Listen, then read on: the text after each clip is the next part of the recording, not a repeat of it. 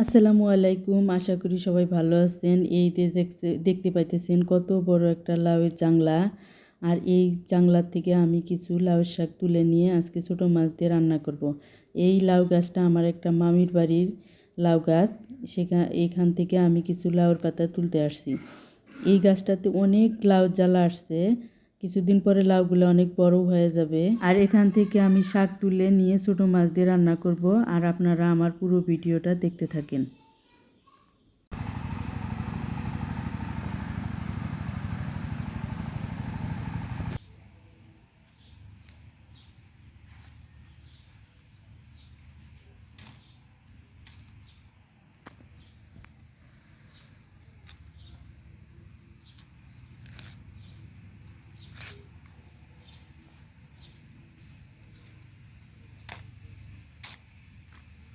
শাক আজকে হাতে মাখিয়ে রান্না করব। আর সমস্ত রান্নাটা কিভাবে করি আপনারা দেখতে থাকেন। এদিকে আসো।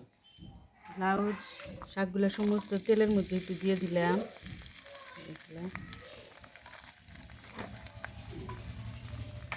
এরপরে দিয়ে দিলাম পেঁয়াজ, কাঁচামরিচ কুচি, ঝালের জন্য আবার কাঁচামরিচ বাটাও দিলাম, রসুন বাটা, এখানে আছে জিরা বাটা, মরিচের গুঁড়া, হলুদের গুঁড়া আর লবণ মাখিয়ে নিব।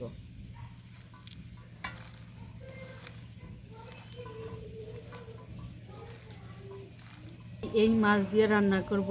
এই মাছটা আলাদাভাবে হলুদ মরিচ আর ধনিয়া গুঁড়া দিয়ে মাখিয়ে আমি এর মধ্যে দিয়ে দিব। দিয়ে দিলাম মরিচ, হলুদের গুঁড়া, লবণ। এটাকে আমি সুন্দর করে মাখাবো।